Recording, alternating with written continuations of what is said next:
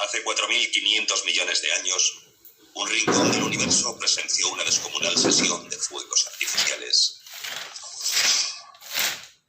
Una estrella enorme, aunque efímera, explotó como una supernova. La onda expansiva pudo haber provocado el colapso gravitacional de la nube que formaba el Sol.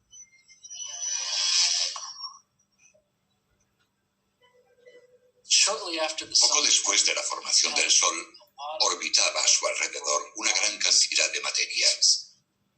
Eran elementos microscópicos, partículas de hielo, polvo. No difería demasiado de lo que uno puede encontrarse en una secadora. Todo comenzó a unirse en pequeños grupos. Y después algunos trozos comenzaron a parecer arena. En su mayor parte, trocitos de silicato que siguieron uniéndose hasta formar pequeñas rocas y piedras. Las rocas crecieron, al igual que la fuerza de las colisiones. Cuando dos objetos chocaban, la gravedad los mantenía unidos. La Tierra se formó a partir de numerosas colisiones. Sin embargo, serían necesarios muchos más impactos para que el planeta alcanzase su tamaño actual.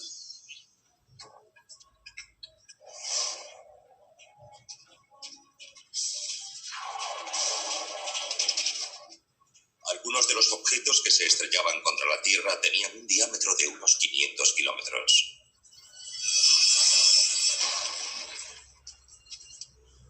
La fuerza de semejante impacto a una velocidad elevada creaba una gran cantidad de calor.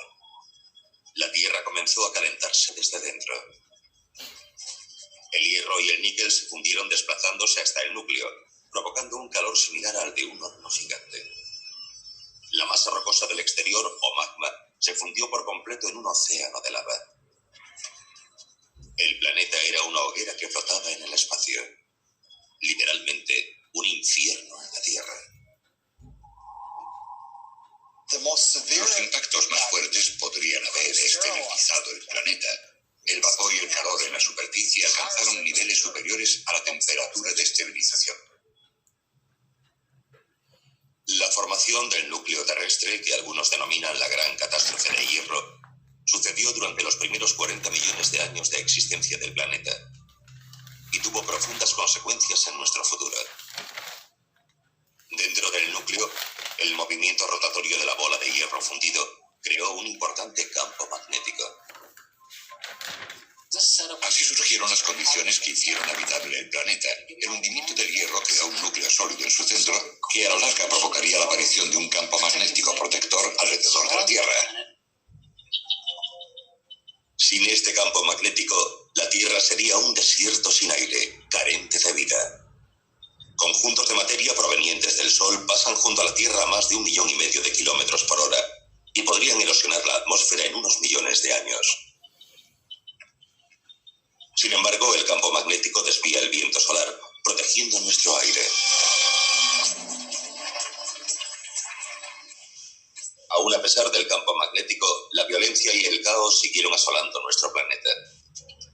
Sobre su núcleo de hierro, el manto rocoso se fundía, formando volcanes que se alzaban hasta la superficie escupiendo gases nocivos y lava. Y siguieron produciéndose colisiones.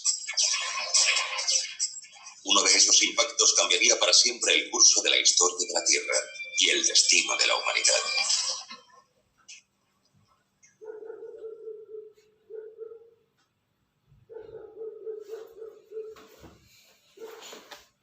Queridos, en ese videito con el que quería comenzar, la verdad creo que nos da una idea bastante buena de cómo se formó, chicos, de cómo se formó nuestra Tierra. ¿Verdad? Cómo partió a partir de la explosión de una supernova, se formó, digamos, nuestro Sol y después, digamos, por choque, la verdad que no tan violentos, se ha descubierto que esos choques no eran tan violentos, eran más bien suaves, ¿verdad? Se fue formando, muchachos, todos estos planetas y específicamente nuestra Tierra. Fíjense que al final, muchachos, del video, en forma como casi súper rápida, dice, muchachos, que viene un choque, una colisión, pero muy violenta, contra este, digamos, inicio de Tierra, con un asteroide que venía. Bueno, eso vamos a volver sobre ello un poco más adelante, porque fue súper importante, pero muy importante, mucho más de lo que ustedes se imaginan. Ya, chicos, entonces, Me surgió la duda. Que no entiendo por qué las cosas orbitan. O sea, si la gravedad es una fuerza atrayente, no deberían directamente caer, y todo lo que salió de la supernova no debió caer al Sol. ¿Por qué se empezó a orbitarlo? Un montón. Ahora, primero, lo primero que te puedo decir es que un montón de cosas, sí, cayó al Sol, por gravedad. Pero también, gracias, y ahora eso lo sabemos, gracias a las leyes de Kepler, algunas cosas tenían justo la velocidad, pero justo precisa, para no caer, sino que había lo que ahora nosotros vamos a llamar un poquito más adelante, a lo mejor tú lo viste en tercero, nosotros lo vamos a ver aquí también, es lo que se denomina una fuerza centrípeta. ¿Qué es lo que, por ejemplo, le pasa a la Luna? Porque ante tu pregunta, yo también te podría preguntar, ¿y por qué entonces bajo el mismo prisma la Tierra no cae al Sol o la Luna no cae a la Tierra? Si la cuestión, digamos, está ahí, lo está trayendo la gravedad. Y eso específicamente es por su movimiento. Kepler fue el que descubrió esa cosita, en que si tú tienes una cierta velocidad, una cierta rapidez con la cual estás girando algo, no vas a caer, sino que vas a estar justamente orbitando gracias a esta fuerza que nosotros llamamos ahora centrípeta. ¿Estamos de acuerdo? Sí, pero ¿y no existe pérdida de energía, o sea, pérdida de fuerza? ¿No en algún momento no va a terminar cayendo? Todo lo que cayó ya tuvo que caer. ¿De acuerdo? Ahora, lo que está ahí va a seguir. A menos que lo que va a pasar un poco más adelante, y la verdad que no tanto más adelante, en unos millones de años más, a medida que el Sol vaya quemando su hidrógeno, se vaya convirtiendo en helio, en metales cada vez más pesados, va a ir aumentando su masa. Y al ir aumentando su masa, va a ir aumentando la fuerza de gravedad. Y ahí algunas cosas, por ejemplo, el primero que va a apagar el pato va a ser Mercurio. Ahí algunas cosas no van a tener la rapidez suficiente para girar alrededor del Sol, y ellos sí van a caer. ¿Estamos de acuerdo? Pero eso, al momento, estamos en un equilibrio, pero preciso. Preciso para que las cosas... Porque si tú te lo piensas bien, realmente es bien poco lo que orbita alrededor del Sol, en masa, muy poco. El Sol tiene casi como el 99% de la masa de todo el sistema solar. El otro 1% son los planetas, de los cuales uno es la Tierra, y el resto todo fue absorbido por el Sol. ¿De acuerdo? Así que no está tan mal lo que estabas diciendo. Ya, chiquillos. Entonces, vamos a lo primero a las capas de la Tierra. Las capas de la Tierra la primera capa que vamos a considerar es la capa que se denomina la atmósfera, que es lo que compone toda la capa gaseosa que rodea la Tierra.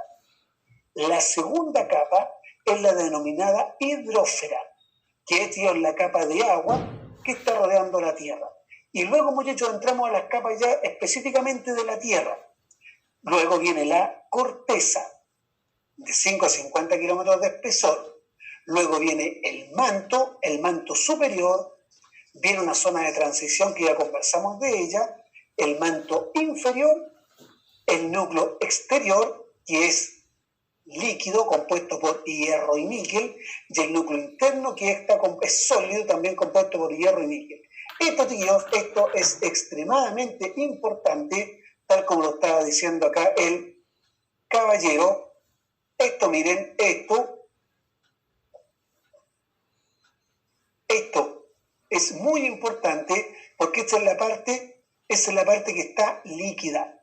Esta parte líquida, muchachos, como está compuesto por hierro con cargas eléctricas en movimiento, va a generar un campo magnético. Y este campo magnético es el que nos protege de nuestro hermano Sol, que la verdad que no es tan, muchacho, no es tan simpático, tal como hermano mayor que es.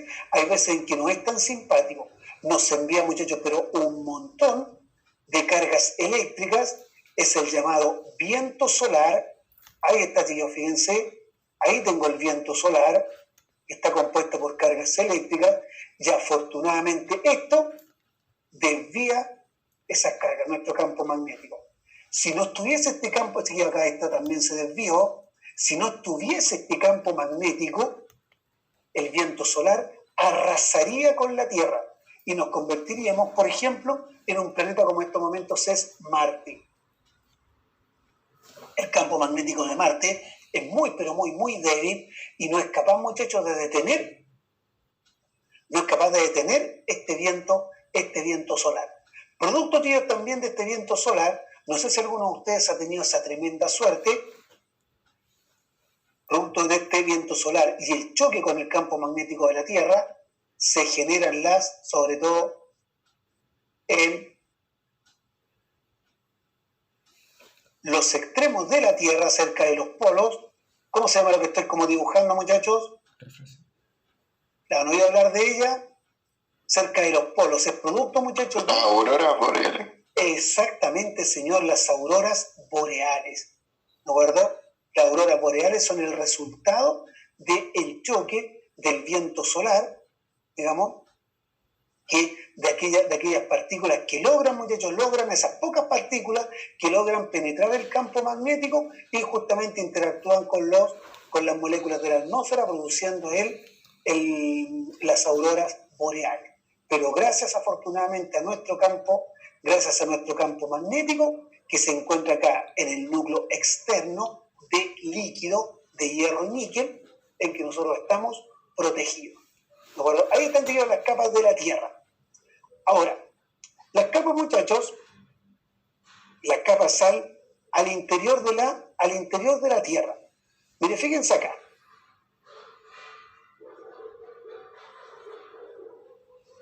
Perdón.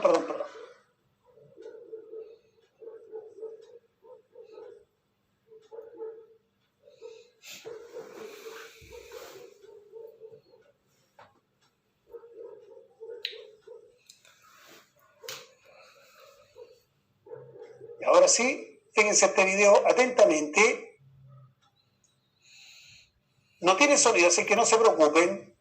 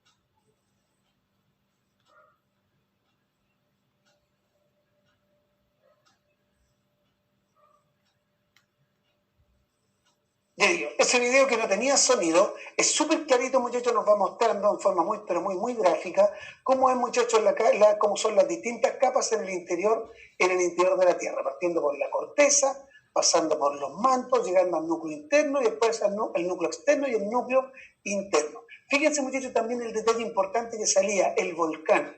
El volcán, muchachos, es el aparato geológico que es capaz de conectar el interior de la Tierra con la superficie. Todo lo que vimos, muchachos, en el interior de la Tierra sale hacia afuera con respecto al volcán, que ya vamos a hablar un poquito de él. Seguimos, muchachos. Ahora, comparemos, muchachos, las capas de la Tierra se pueden comparar desde dos puntos de vista. Uno es el llamado modelo, es el modelo estático. Aquí, este, muchacho, es el llamado modelo estático, en que, fíjense, se basa en la composición química de las capas. Y otro es el denominado modelo dinámico, que es el que, muchachos, más nos va a interesar a nosotros, va a ser con este cierto punto con el que más vamos a trabajar. El modelo estático dice, miren, las capas de la Tierra, las distintas capas de la Tierra son las siguientes. Primero partimos por la corteza. Y aquí se distinguen dos tipos de corteza, la corteza continental, la corteza oceánica. Luego viene el llamado manto superior, una zona de transición entre un manto inferior, núcleo externo y núcleo interno. Ese es el modelo estático. Pero el modelo dinámico está basado según el comportamiento mecánico de los materiales.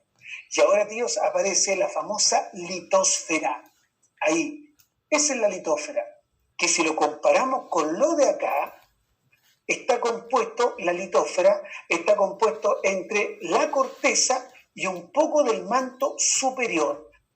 Luego, chiquillos, viene una parte extremadamente importante. Se las dibujo con verde, de ahí van a ver por qué. Esa de ahí es la astenosfera.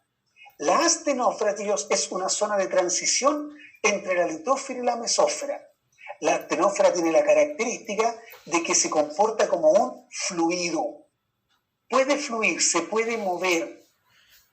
Y la litosfera se puede decir de que está flotando sobre la astenosfera. Vamos a ver después las consecuencias de esa cuestión, de que la litosfera flote sobre la astenosfera. Luego viene la mesósfera, el núcleo externo y el núcleo interno en la zona de transición. Todo esto se denomina ahora la endosfera. Ahí, que es la mesósfera, el núcleo externo y el núcleo interno. Ahora, en forma mucho, pero mucho más precisa, fíjense acá, chiquillos, miren el modelo estático. Ahora, en forma más precisa, la corteza, ¿guardo? Recuerden que tenemos dos tipos de corteza, la oceánica y la continental. Esta es la corteza continental, la que pisamos nosotros. Esta es la corteza oceánica, la que está debajo del agua. Luego viene aquí la discontinuidad de Morovicic, esa de ahí. Manto superior, la transición o discontinuidad de Repeti, el manto inferior, la discontinuidad de Gutenberg, núcleo externo y el núcleo interno. Y en forma más precisa el modelo dinámico, fíjense acá, chicos, la litosfera, compuesta por la corteza continental y oceánica y una parte del manto superior. Fíjense, es rígida, es dura. Y luego viene la astenosfera, que se comporta como un fluido. Luego, por supuesto, vienen la mesósfera, que es la que nosotros habíamos dicho que eran los mantos y el núcleo. Ahí está, chicos, el modelo dinámico. Ahora, fíjense, muchachos, hacemos un pequeño corte de cómo se produjo esta cuestión.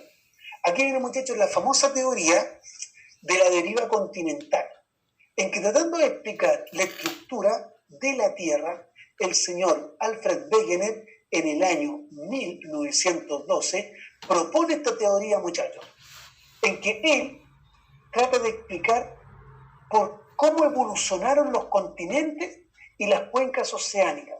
¿Por qué los continentes son como son?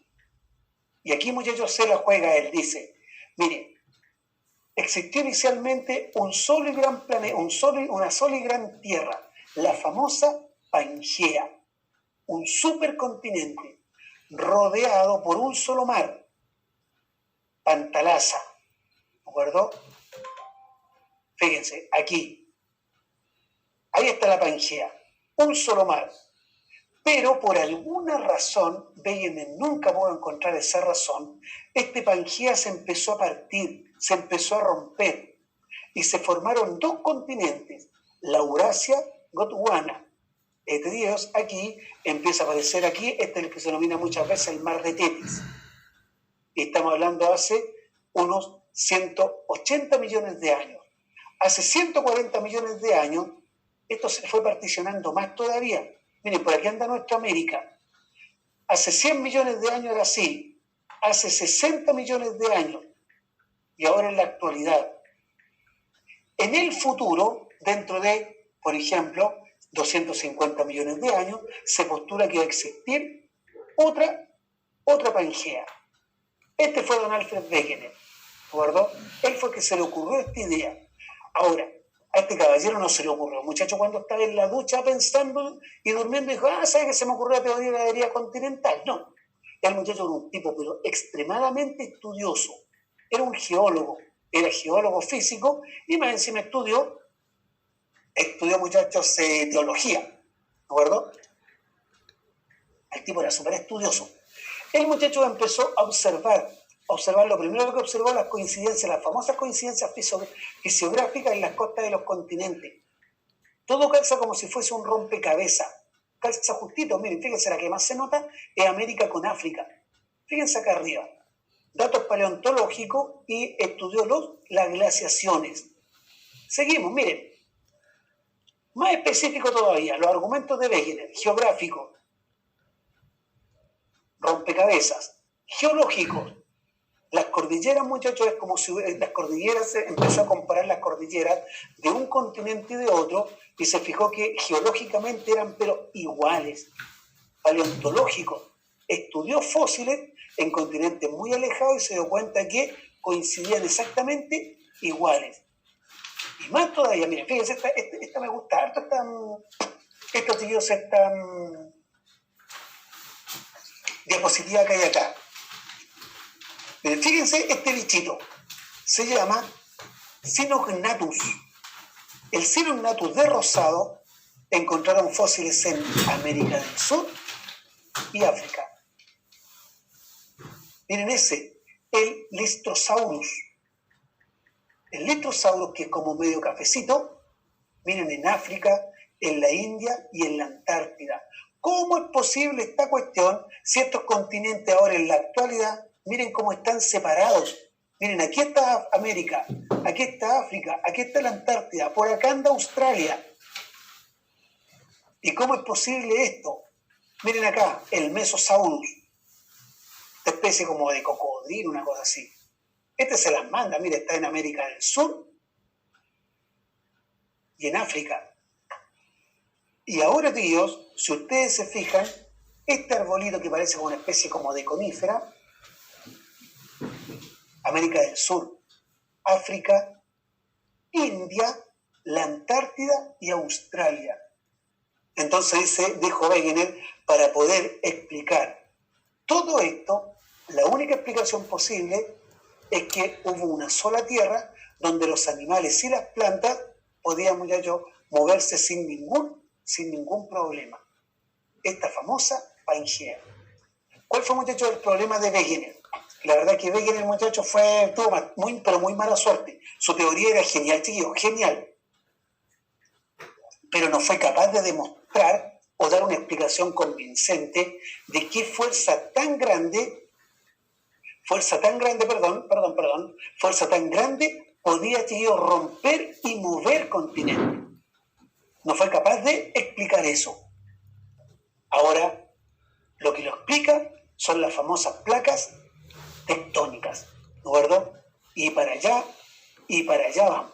Vamos, tíos, a las placas tectónicas, miren.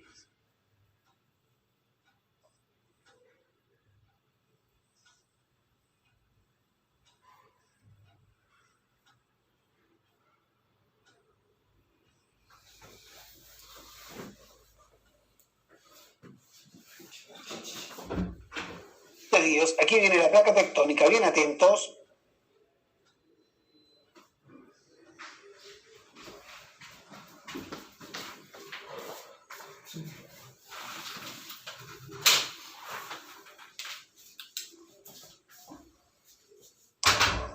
El planeta Tierra presenta una estructura interior formada por capas concéntricas que se dividen en tres grandes conjuntos.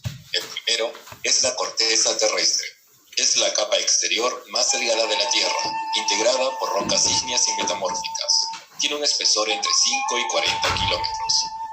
El segundo conjunto es el manto, que se divide en dos. El manto superior, compuesto por la litosfera, 60 kilómetros, que es una capa rígida rocosa, ubicada debajo de la corteza, y por la astenosfera, 300 kilómetros, que es una capa blanda o plástica, en la cual la roca se encuentra a una temperatura cercana al punto de fusión, por lo que se torna viscosa. El manto inferior o mesósfera, 2.535 kilómetros, compuesta por material mineral en estado sólido. El tercer conjunto es el núcleo centro de la Tierra, también dividido en dos, el núcleo externo líquido y el núcleo interno sólido.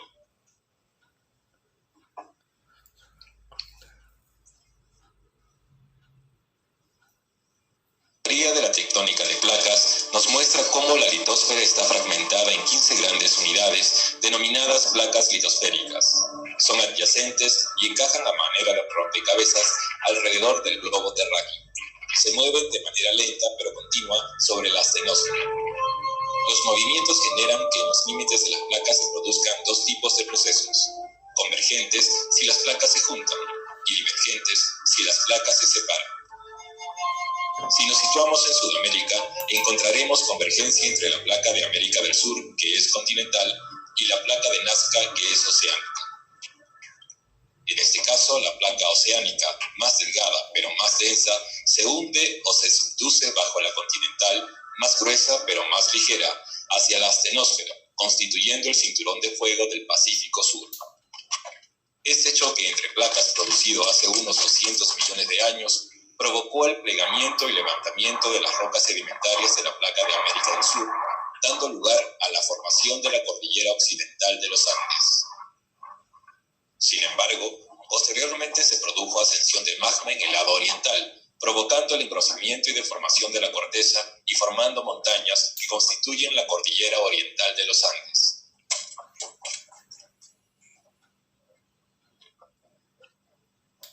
Las zonas de colisión de placas continentales presentan una actividad tectónica y volcánica muy intensa. Después de su hundimiento en la astenosfera, la placa de Nazca sufre un calentamiento y posterior fundición de la corteza oceánica, formándose un magma. Dicho magma o roca fundida es más liviano que las rocas que lo circundan y asciende lentamente hacia la superficie a través de fallas o fracturas. A partir de este proceso se forman los volcanes, pues la energía acumulada necesita ser liberada. Esto sucede porque se forma un conducto por donde el magma asciende, produciendo una abertura en la superficie terrestre, por el cual serán emitidos lavas, cenizas y gases.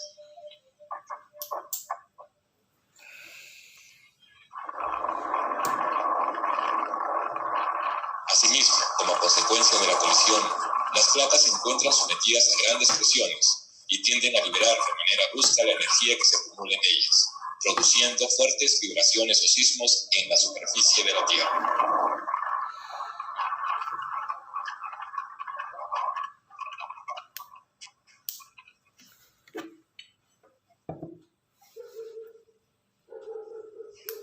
Fíjense, eso fue lo que al señor Wegener no se le ocurrió para poder explicar su teoría de la Pangea. Pero ahora, tío, fíjense el otro detalle. Esto es lo que, muchachos, dice la nueva teoría de placas, en que dice que, tal como está diciendo el video, toda la litosfera está partida, está rota en las famosas placas tectónicas. Es súper importante, las placas tectónicas no son los continentes. De hecho, los continentes están sobre estas placas tectónicas. Fíjense que en nuestra América del Sur se encuentra en la placa llamada la placa sudamericana, esta moradita, esta color barniz. Fíjense, el África está sobre la placa tectónica africana, ahí. O, por ejemplo, Estados Unidos, Canadá, México, se encuentran sobre la placa norteamericana. Pero si ustedes se fijan, aquí, tíos, aparecen flechitas, en que estas flechitas me están indicando, por ejemplo, de que estas dos placas acá se están separando. Estas dos placas acá se están juntando. Por ejemplo, aquí la placa de Nazca se está viniendo sobre la placa sudamericana. Ese proceso, muchachos, lo explica pero súper bien, por eso me decía que era muy importante el movimiento convectivo del magma en la astenosfera. Debido a la diferencia de temperatura acá en la astenosfera, aquí está a una temperatura mayor, vean aquí, mayor temperatura, acá una temperatura más chiquitita, menor temperatura, este magma, muchachos, caliente asciende y este magma más frío desciende, produciendo el movimiento convectivo. Sube y baja, sube y baja. Pero, muchachos, en este movimiento convectivo, miren, fíjense, magma va para allá y este magma va para allá. Y eso hace, muchachos, de que aquí estas dos placas se comiencen a separar. Es como corrientes marinas.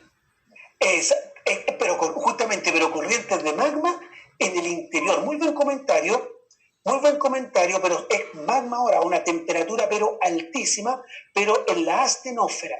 Y este movimiento lentito, pero continuo, hace de que parte de las placas, por ejemplo, como estas, aquí, se separen. Pero también este mismo movimiento hace de que algunas placas también se vayan juntando. ¿Se fijan? Aquí, por ejemplo, como la placa de Nazca y la placa sudamericana. Y aquí se produce el movimiento de subducción. O, por ejemplo, aquí la placa norteamericana con la placa de Juan de Fuca. Y eso, muchachos, nos va a hablar de los denominados límites. Donde se separan las placas, se denominan fronteras divergentes. Aquí, muchachos, sale magma hacia afuera, produciendo nueva tierra, nueva corteza. Acá, en las fronteras o límites convergentes, aquí, muchachos, se destruye corteza, devolviéndose hacia el centro para después salir hacia afuera, enriquecida. Esta es una frontera convergente. Esta es una frontera divergente. Y hay otras también que se denominan fronteras transformantes, en que las placas se mueven de esa manera. Por ejemplo, aquí ven, esa es la famosa. ¿Saben cómo se llama esa falla? Miren ahí, esa es famosa. ¿San Andrés? Exactamente, la falla de San Andrés. Entonces, toda, muchachos, la clave, Wegener tenía razón, toda la razón el viejo, toda la razón. Los continentes se están separando, los continentes se están moviendo. ¿Por qué? Porque los continentes están sobre las placas tectónicas y las placas tectónicas están flotando sobre la astenósfera y el movimiento interno de la astenósfera hace que en algunas partes se vayan juntando, en otras partes se vayan separando. Donde se juntan, límites convergentes, se llama proceso de subducción, uno se mete debajo de la otra, se destruye corteza. Donde se separan, se denomina proceso de... donde se separa, que se denomina frontera divergente, se está creando nueva corteza. ¿Se fijan? Es un continuo crearse, destruirse. Y ahora, muchachos, fíjense, les dejo de verdad que este es uno de los videos que más me gusta, lo encuentro pero súper entretenido.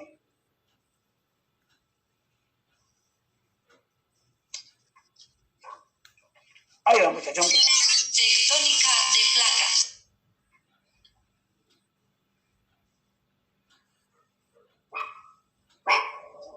Ya, ahí va. ¿Qué perro está ladrando ahí, muchachos? Ya, ahí va el video, mírenlo bien, es bastante entretenido, miren. Tectónica de placas.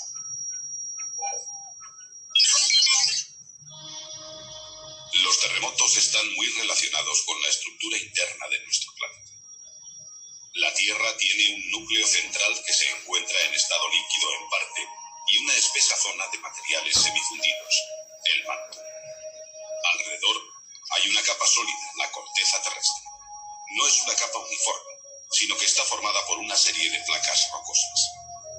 Existen 6 grandes placas tectónicas: América, África, Eurasia, India, Pacífico y la Antártica. Las placas flotan sobre el manto basáltico y se mueven. A este fenómeno se le llama deriva continental.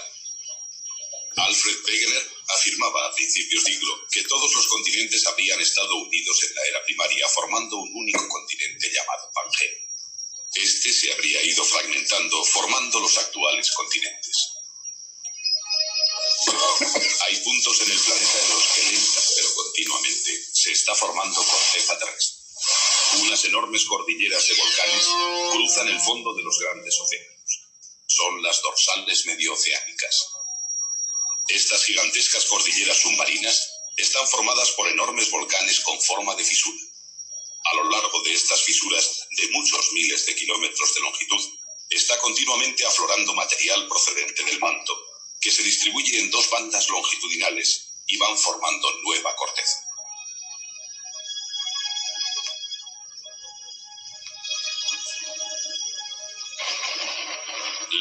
naturaleza, a su vez, se destruye progresivamente en las zonas llamadas de subducción, donde unas placas se hunden debajo de otras y pasan a fundirse con el manto.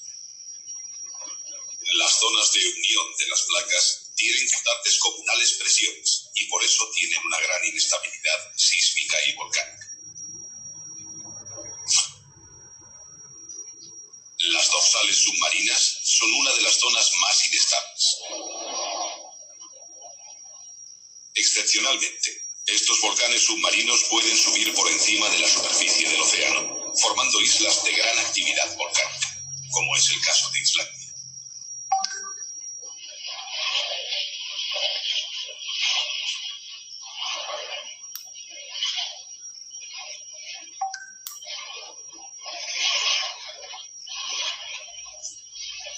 También son inestables las zonas donde una placa cabalga sobre otra, así como en los lugares donde las placas se rozan lateralmente. Este es el caso de la falla de San Andrés, que se reconoce bien sobre el terreno por las discontinuidades que presenta el suelo. Se extiende en línea recta paralela a la costa del Pacífico durante casi 1000 kilómetros, desde San Francisco a Los Ángeles.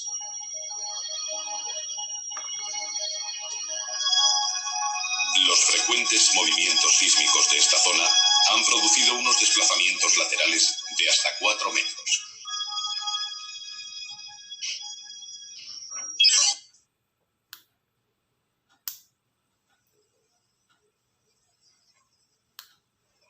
Ahí está, como digo, ya absolutamente creíble. Don Alfred Wegener tenía razón y ahora sabemos por qué se produce el movimiento, muchachos, el movimiento de los continentes, que ahora sabemos que es todo debido a las famosas placas tectónicas. Pero ahora, chicos, esto tiene un costo. ¿Cuál es el costo? Miren, muchachos, aquí, esta es una zona de subducción donde nosotros vivimos. Una placa se mete debajo de la otra. Y en algún momento estas dos placas se van a quiebrar, se van a romper, se van a partir. Y cuando eso ocurre, muchachos, ocurre lo siguiente.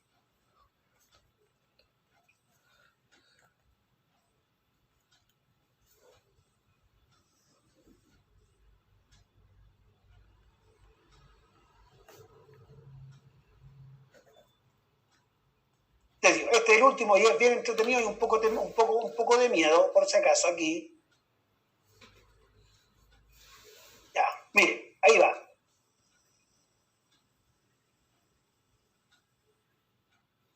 El movimiento que se produce en la superficie terrestre durante un terremoto se debe a una energía liberada a gran profundidad en el interior de la Tierra. Esta energía se transmite a la superficie a través de las llamadas ondas sísmicas. El estudio de los terremotos o sismos y de las ondas sísmicas se denomina sismología. Los terremotos se originan cuando las rocas situadas a gran profundidad se rompen de forma repentina como consecuencia de la presión a la que están sometidas o cuando se deslizan a lo largo de una falla. El punto en que se libera la energía se conoce como foco del terremoto. La energía del terremoto avanza desde el foco en forma de ondas internas. Existen dos tipos de ondas internas, esto es, transmitidas por el interior de la Tierra. La onda más rápida es la llamada onda P u onda primaria. Avanza a una velocidad de entre 4 y 7 kilómetros por segundo, dependiendo de la densidad de la roca que atraviesa. Una onda P es una onda de tipo compresivo. El material rocoso se comprime en la dirección de propagación de la onda y posteriormente se expande. Una onda P es similar a una onda que se propaga a través de un muelle. Las espiras se comprimen y se expanden en el sentido en que avanza la onda. El segundo tipo de onda interna se denomina onda S u onda secundaria. Se propaga a través de la roca a una velocidad de entre 2 y 5 kilómetros por segundo, aproximadamente la mitad de la velocidad a la que avanzan las ondas P. Una onda S es una onda transversal. El material rocoso situado en su trayectoria sube y baja o se mueve lateralmente de forma perpendicular a la dirección de propagación de la onda.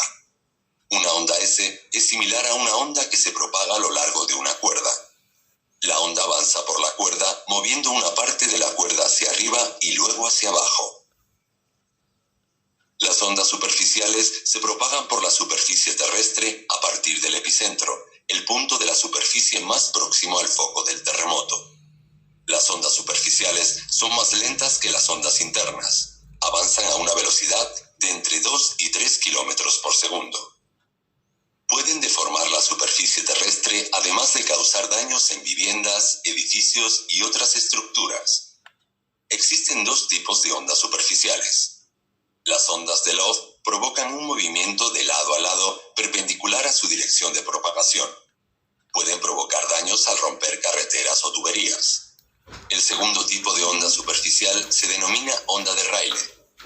Mueve la superficie terrestre en círculo hacia arriba, hacia adelante, hacia abajo y hacia atrás. Puede provocar daños al desplazar los edificios de sus cimientos. En la mayor parte de los terremotos, los mayores destrozos se deben a las ondas superficiales que hacen que el suelo oscile en dirección vertical y hacia los lados al mismo tiempo.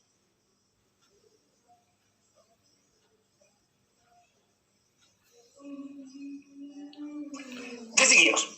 Espero que les haya gustado. Terminamos, muchachos, esta parte, la primera parte de la Tierra, el próximo martes. No se les olvide, esta semanita